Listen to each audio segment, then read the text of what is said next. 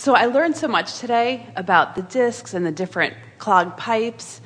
And my question is, because it makes so much sense visually, so my question is, when you're dealing with other people, so I love all your teachings, and I implement them in everything, my personal life, my friends, my family, and I have no problem. But when it comes to my employer and company, it's such a different environment. So at times, for me to feel really good, I live like this, and I live your teachings. But at work, they look at it as strange. And being happy and effective? Right. And so What part of it is strange to them? Well, the fact that I oversee sales, and when sales are down, I don't get affected by it. And so, So optimism is not encouraged at your company. Right. It's weird. I mean, and I know they appreciate it, but I sometimes feel bad where I should say, oh, maybe I should be upset, or, because then it's like I'm not effective if I'm not upset if business is down. But I know business ebb and flow and just works out. And so, well, don't worry too much about what other people's perspective is. And we know if you were not effective, then you might have more to have to explain. But you are effective, yes? Yes. So are they really after you? Not really. Then why are you after yourself on their behalf? Well, actually, that's a good question.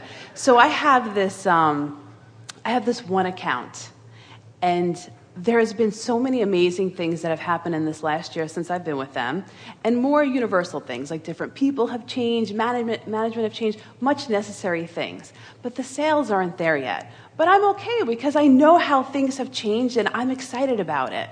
Except every week it's, what happened? What are you doing? And and I'm having to justify, and I make stuff up. I'm like, well, we're down because of this. We're down because of this. Because I don't know what else to say. So how can I better handle that? The most effective thing that you said is the sales aren't up yet. Right. That is a really good statement. Right. And we like the tone of this conversation because all day today we've been saying we don't want to talk about problems. We don't want to talk about your problems. We don't want to add fuel to those fires. And so now you are asking about something. How can I improve this? Right. And a friend earlier was talking about the meditation CD, where through breathing and listening to music, and the music is a bit odd. It's different than what you expect, so it causes you to have to focus in a way that distracts you from your normal thoughts because you have to focus differently in order to stay in sync with the rhythm of that music. And then we are offering precise words. Once you get in sync with that rhythm and you are on that high-flying disc, and you are, if you've been following it just a little bit, then the affirmations or the words that have been carefully selected will help you to get that momentum going. And so this is what we're talking about here. We're talking about finding something that gets the momentum going. Now, as you've been listening to her, is it obvious to you, this is a leading question, because we want the answer that we're leading you to. Is it obvious to you that she is on a high-flying disc relative to this? And so you're already there, and you're really not bothered by what's going on. You're explaining to us that you know that it's going to go well, that you know that it is inevitable, and that your biggest problem is just trying to make somebody else understand that it's all right in the meantime. Right. So the question that you're asking is, how can I be so in sync with my positive expectation that I'm an influencer of others to positively expect also? Right. So what's the answer to that? In other words, don't you have a lot of information where you say, well, I've been here before and it turned around and I expect that this will too? And I think sales is a lot about feeling, and when I get this feeling, it always goes well, and I'm expecting this to go well too. In other words, can't you just practice a few words that you really believe that don't sound funny when they come out of your mouth?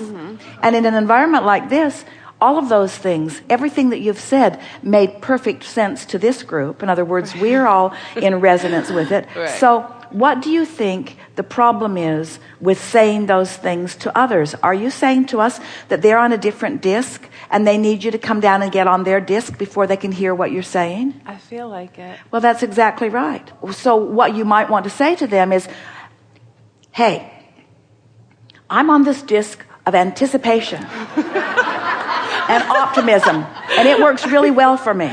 Now, I'll come down here in doubt and worry and concern with you if you really want to have a conversation about that. But I can't produce very well under those conditions. So I'm just asking you, want me to come down here with you? Because I'll meet you down here on this pessimistic level if that's really what you want. But I prefer to stay up here in optimism and anticipation. It's your call. You're the boss. That sounds good.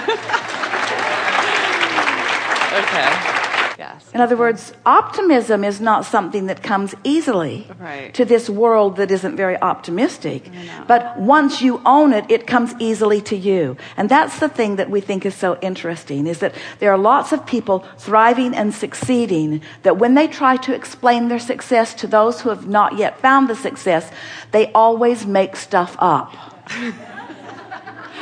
And then they don't teach them anything that's very beneficial. Right. Tell them what you're doing. I'm using the power of focus, and I'm using the power of optimism, and I can feel that I'm on a roll. And the better it goes for me, the better it goes for me. I think our success, say our if it feels better than mine, is like a team sort of thing. I think our success is like anyone's success. Once an actor gets on a roll, they get those parts. Once anybody gets on a roll, there is a momentum. Success is a momentum. And I think so often people kill the momentum by trying to be realistic. And I'm not wanting to be realistic. I don't believe in being a realist. I believe in being a creator of reality, not an observer of reality.